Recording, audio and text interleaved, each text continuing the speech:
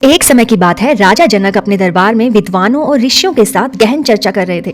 चर्चा का विषय था जीवन का असली सार क्या है और सबसे बड़ा धन क्या है। विद्वानों में अलग अलग विचार थे। कुछ ने कहा संपत्ति ही सबसे बड़ा धन है, कुछ ने कहा सत्ता और वैभव जीवन का सार है। लेकिन राजा जनक को कोई भी उत्तर संतुष्ट नहीं कर सका। तभी दरबार में एक असाधारण घटना घटी। अचानक चारों ओर शांति छा गई और आकाश से एक दिव्य ज्योति प्रकट हुई। यह देवी सरस्वती का आगमन था। उनका तेज ऐसा था कि सभी विद्वान और राजा जनक अपने स्थान से उठ खड़े हुए। देवी सरस्वती ने मुस्कुराते हुए कहा, राजन, क्या मैं आपके प्रश्न का उत्तर दे सकती हूँ? तो राजा जनक ने विनम्रता से कहा, हे माँ, कृपया मार्गदर्शन करें। देवी ने एक छोटी सी कथा सुनाई। एक बार एक साधारण किसान के दो बेटे थे। बड़े बेटे ने धन कमाने पर ध्यान केंद्रित किया, जबकि छोटा बेटा विद्या अर्जित करने के लिए गांव के गुरुकुल चला गया। वर्षों बाद बड़े बेटे के पास बहुत सारा धन था, लेकिन उसे चिंता, भय और असंतोष ने घेर लिया।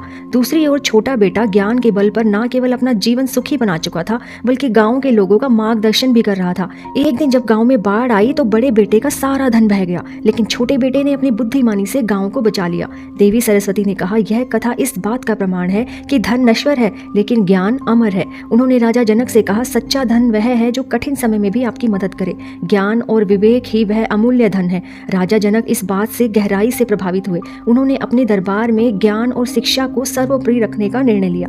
और अगर वैज्ञानिक दृष्टिकोण से देखा जाए तो देवी सरस्वती का वीणा बजाना केवल एक प्रतीक नहीं, बल्कि वैज्ञानिक दृष्टि से संगीत मस्तिष्क की न्यूरोनल एक्टिविटी को बढ़ाता है और तनाव को कम करता है। जब हम सरस्वती वंदना या संगीत सुनते हैं तो हमारा मस्तिष्क डोपामिन यानी खुशी का हार्मोन रिलीज करता है, जिससे हमारी एकाग्रता और सोचने की शक्ति बढ़ती है।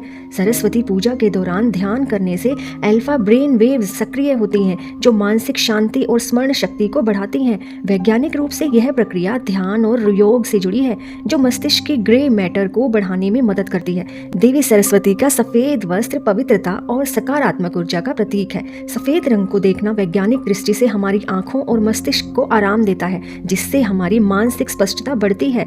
हंस का गुण है दूध और पानी को अलग करना। यह हमें सिखाता है कि जीवन में सही और गलत के बीच विवेकपूर्ण निर्णय कैसे लिया जाए। हंस के इस गुण को वैज्ञानिक दृष्टि से क्रिटिकल थिंकिंग कहा जा सकता है, जो कि आज के समय में बहुत जरूरी है। तो सादगी से बड़ा कोई आभूषण नहीं। देवी सरस्वती हमें सिखाती है कि दिखावे से ज्यादा ज्ञान और चरित्र महत्वपूर्ण होता है। ध्यान और विवेक का उपयोग करके हम जीवन में हर मुश्किल को पार कर सकते हैं। देवी सरस्वती हमें सिखाती हैं कि रचनात्मकता और कला जीवन को सुंदर बनाती हैं। तो जीवन में सही निर्णय लेने के लिए विवेक को जागृत करें, शांति और ज्ञान को प्राथमिकता दें और अपने अंदर की क्वालिटीज को पहचान कर उन्हें विकसित करें। आज के लिए इतना ही। धन्यवाद।